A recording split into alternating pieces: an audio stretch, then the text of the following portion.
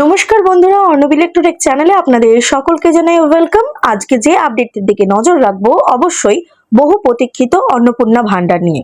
বন্ধুরা, অন্নপূর্ণা ভান্ডারের আবেদনের ফর্ম প্রকাশ করলেন মুখ্যমন্ত্রী Suvendu Adhikari. Form fill up করে জমা দিলেই মিলবে ৩,০০০ টাকা। অফলাইন অনলাইন দুইভাবেই আবেদনের সুযোগ পাবেন উপভোক্তারা। বুধবার আবেদনের ফর্ম প্রকাশ হওয়ার পরেই শুরু হয়ে যাবে ফর্ম ফিল আপের প্রক্রিয়া। উপভোক্তারা ১ জুন ২০২৬ থেকে অন্নপূর্ণা ভান্ডারের জন্য আবেদন জানাতে পারবেন। আগামী ৯০ দিন ধরে চলবে প্রক্রিয়া। অন্নপূর্ণা ভান্ডারের টাকা পেতে উপভোক্তাদের ব্যাংক অ্যাকাউন্টের সঙ্গে আধার লিঙ্ক করাতে হবে, অর্থাৎ ডিবিটি লিঙ্ক থাকা বাধ্যতামূলক। ১ জুন থেকে রাজ্যে কার্যকর হতে চলেছে অন্নপূর্ণা ভান্ডার যোজনা। বন্ধুরা, নবান্নে প্রথম ক্যাবিনেট বৈঠক থেকে অন্নপূর্ণা ভান্ডারের ঘোষণা করেন মুখ্যমন্ত্রী শুভেন্দু অধিকারী। কারা পাবেন অন্নপূর্ণা ভান্ডারের ৩,০০০ টাকা, কারা পাবেন না, এই মর্মে ১৯ মে সংশ্লিষ্ট প্রকল্পটি নিয়ে বিজ্ঞপ্তি জারি করে অর্থ দফতর। তারপর থেকে একাধিকবার সরকারের তরফে ঘোষণা করা হয়েছে প্রকল্পের নানা কথা, তবুও দ্বিধা কাটছে না অনেকেরই মনে।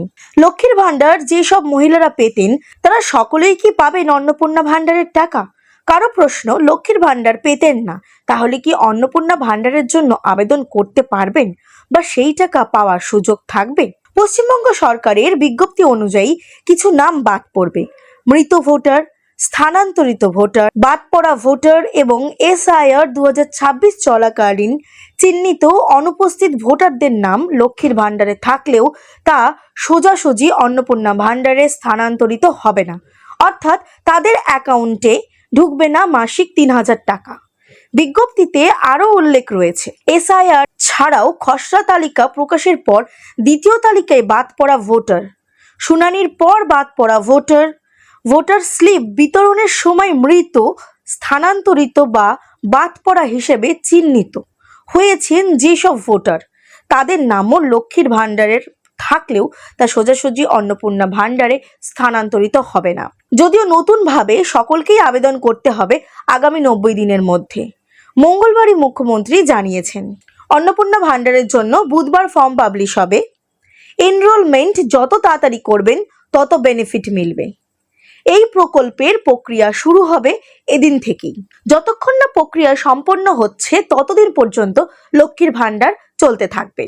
অর্থ দফতরের বিজ্ঞপ্তি অনুযায়ী রাজ্যের যে কোনো মহিলা অন্নপূর্ণা যোজনায় আর্থিক সুবিধা পাবেন এমনটা নয়। আবেদনকারীর বয়স অবশ্যই ২৫ থেকে ৬০ বছরের মধ্যে হতে হবে।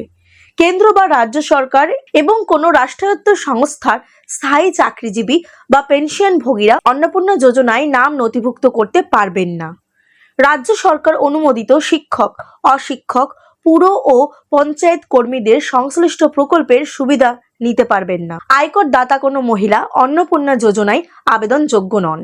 তাহলে বন্ধুরা, আশা করি আপনাদের কাছে সম্পূর্ণ তথ্যটি ক্লিয়ার হয়ে গেছে। ভিডিওটি ভালো লেগে থাকলে একটি লাইক করে বেশি করে শেয়ার করবেন। যদি চ্যানেলে নতুন এসে থাকেন চ্যানেলটি সাবস্ক্রাইব করে পাশের বেল আইকনটি প্রেস করবেন, যাতে নতুন কোনো আপডেট পেলে আপনাদের কখনো মিস না হয়। ভিডিওটিতে শেষ পর্যন্ত থাকার জন্য আপনাদের সকলকে জানাই অনেক অনেক ধন্যবাদ।